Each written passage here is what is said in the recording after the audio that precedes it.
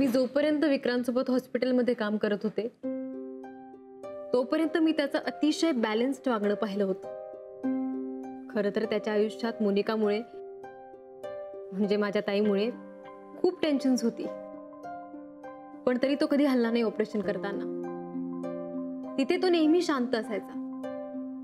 मी अनेक वेळा त्याच्यासोबत लेबर रूम मध्येही असायचे, तिथेही त्याचं लक्ष कधी विचलित झालं नाही। ते एक डॉक्टर म्हणून किती कर्तबगार आहेत याची मला पूर्णपणे माहिती आहे, म्हणून तर त्यांचं आज नाव आहे ना इतकं। आणि कसं आहे ना, निर्मला आत्यांना सुद्धा पर्सनल गोष्टी कामामध्ये आणलेल्या चालायच्या नाहीत। त्या बाबतीत त्या खूप स्ट्रिक्ट आहेत आणि तेच संस्कार विक्रांतवर सुद्धा आहेत। तर मला सांग की तुझी आणि तुझ्या बहिणीची म्हणजे मोनिकाची रिलेशनशिप कशी होती? म्हणजे लहानपणी तुमचं नातं कसं होतं? त्याबद्दल बोलायला खूप वेळ हवा डॉक्टर। ते नातं असं पटकन सांगता येणार नाही मला।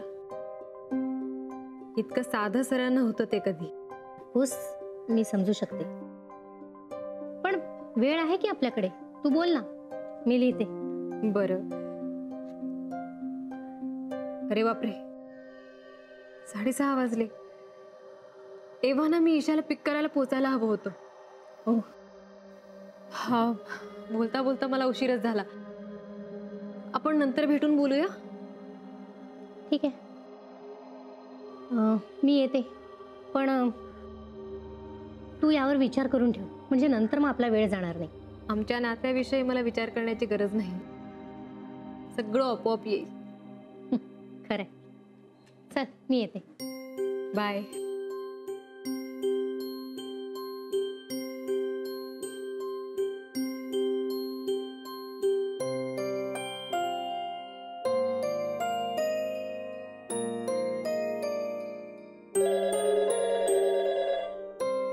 हॅलो हॅलो, गीता काकी। हा, बोल मानसी। प्लीज एक जरा त्रास द्यायचा होता तुम्हाला। अगं काय ग, बोल ना। ऍक्च्युली काय झालंय, मी क्लिनिक मध्ये आणि ईशाला डे केअर मधून पिकअप करायची वेळ झाली आहे आणि मला इथे क्लिनिक बंद करून निघेपर्यंत खूप वेळ लागेल। सो प्लीज तुम्ही पिकअप करू शकाल? अगं हो हो चालेल, मला ऍड्रेस पाठव, मी जाते आणि तिला इथे घेऊन येते। हो हो, पण लगेच निघाल ना प्लीज?